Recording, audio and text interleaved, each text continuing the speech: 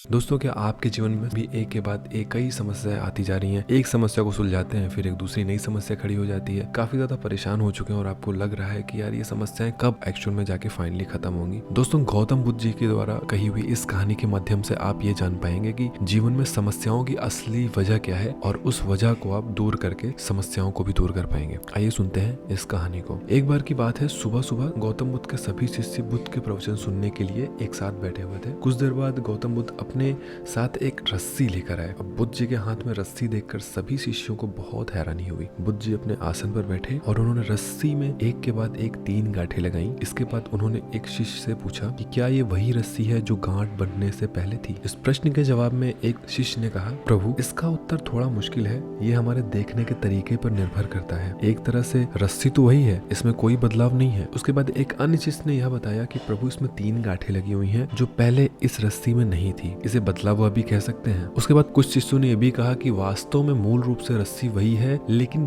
बदली हुई दिख रही है, लेकिन इसका मूल स्वरूप नहीं बदला है। शिष्यों की बात सुनकर बुद्ध ने कहा कि आप सभी सही बोल रहे हैं, अब मैं इन गांठों को खोल देता हूँ। ये बोलकर बुद्ध जी ने रस्सी के दोनों सिरों को खींचने लगे और इसके बाद बुद्ध जी ने पूछा कि क्या ऐसा करने से रस्सी की गांठें खुल जाएंगी। इस पर सभी शिष्यों ने कहा कि नहीं, ऐसा करने से तो गांठें और ज्यादा कस जाएंगी, इन्हें खोलना और भी मुश्किल हो जाएगा। इस पर बुद्ध जी मुस्कुराए और बोले, ठीक है, अब एक अंतिम प्रश्न आप सभी के लिए है। और वो प्रश्न था कि इन गांठों को खोलने के लिए हमें करना क्या होगा। शिष्यों ने कहा कि हमें गांठों को ध्यान से देखना होगा, जिससे हम यह जान सके कि इन्हें किस प्रकार लगाया गया है, और इसके बाद हम गांठों को आसानी से खोल सकते हैं। भगवान बुद्ध इस जवाब से संतुष्ट हो गए और उन्होंने कहा, हाँ ये बिल्कुल सही बात है। और इस कहानी का जो मूल मंत्र है वो ये है, हम परेशानी से घिरे रहते हैं और बिना कारण जाने ही उसका हल ढूंढने की कोशिश करने लगते हैं, जिससे वह परेशानी हल नहीं होती है बल्कि और उलझ जाती है। जबकि हमें सबसे पहले उस परेशानी के मूल को समझना चाहिए, परेशानी के